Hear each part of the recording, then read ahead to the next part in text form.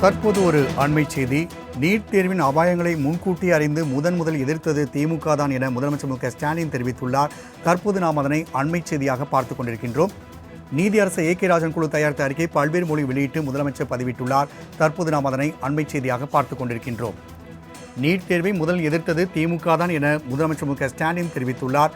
ஆங்கிலம், தமிழ், மலையாளம், தெலுங்கு, கன்னடம், ஹிந்தி உள்ளிட்ட மொழிகளில் ஏ.கே. ராஜனின் அறிக்கை வெளியீடு செய்யப்பட்டுள்ளது. தற்போது நாம் அதனை அண்மை செய்தியாக பார்த்துக் கொண்டிருக்கின்றோம். ஆட்சிக்கு வந்த பிறகு நீட் தேர்வின் தாக்கம் குறித்து ஆய்வு செய்ய உயர்மட்ட குழு அமைக்கப்பட்டுள்ளதாகவும் முதலமைச்சர் மு.க.ஸ்டாலின் தெரிவித்துள்ளார். மேலும் நீட் தேர்வின் அபாயங்களை முன்கூட்டி அறிந்து முதல் எதிர்த்தது திமுக தான் என்று அவர் கூறியுள்ளதை தற்போது நாம் அண்மை செய்தியாக பார்த்துக் கொண்டிருக்கின்றோம்.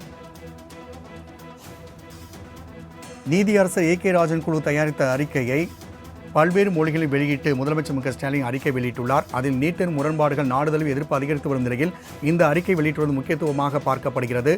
ஆங்கிலம், தமிழ், மலையாளம், தெலுங்கு, கன்னடம், ஹிந்தி உள்ளிட்ட மொழிகளில் இந்த அறிக்கையானது வெளியிடப்பட்டுள்ளது. தற்போது நாம் அதனை அண்மை செய்தியாக பார்த்துக் கொண்டிருக்கின்றோம். மேலும் கூடுதல் விவரம் செலினா வழங்க கேட்கலாம். வணக்கம் செலினா. நீதியரசர் ஏ.கே. ராஜனின் அந்த நீட் தேர்வு எதிர்ப்பு குறித்தான அறிக்கையை பல்வேறு மொழிகள் வெளியிட்டு முதலமைச்சர் மு.க.ஸ்டாலின் அறிக்கை வெளியிட்டுள்ளார். இந்த அறிக்கையில் இடம்பெற்றுள்ள கூடுதல் விவரங்கள் என்ன? அதாவது தமிழகத்தில் நீட் தேர்வை தொடர்ச்சியாக எதிர்த்து வரக்கூடிய நிலையில் தற்பொழுது முதலமைச்சர் மு.க.ஸ்டாலின் தனது எக்ஸ் வலைதளத்தில் ஒரு பதிவு ஒன்றை செய்திருக்கிறார்.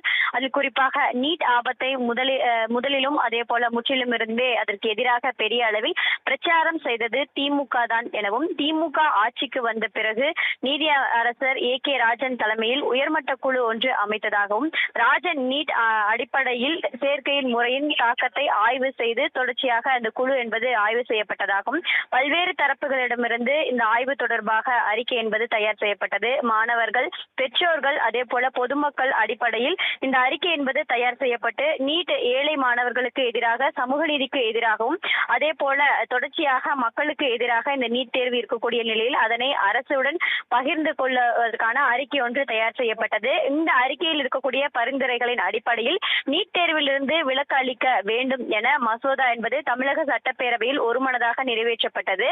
தமிழக ஆளுநர் தரப்பில் இருந்து அதற்கு காலதாமதம் செய்த பிறகும் கூட ஜனாதிபதி ஒப்புதலுக்காக தற்பொழுது அது காத்திருப்பதாக முதலமைச்சர் மு.க.ஸ்டாலின் குறிப்பிட்டிருக்கிறார்.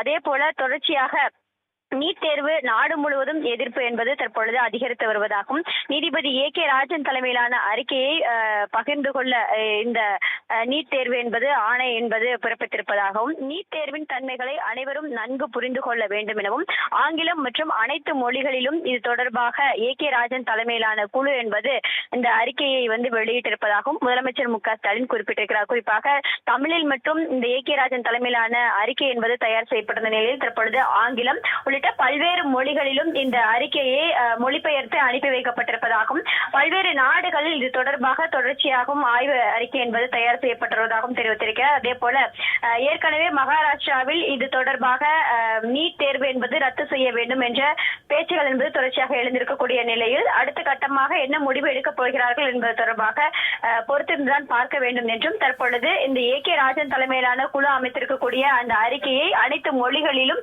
மாற்றி அமைக்கப்பட்டிருப்பதாகவும் தற்பொழுது முதலமைச்சர் மு.க.ஸ்டாலின் தனது எக்ஸ் வலைதளத்தில் பதிவு செய்திருக்கிறார். செலினா, தகவலுக்கு நன்றி.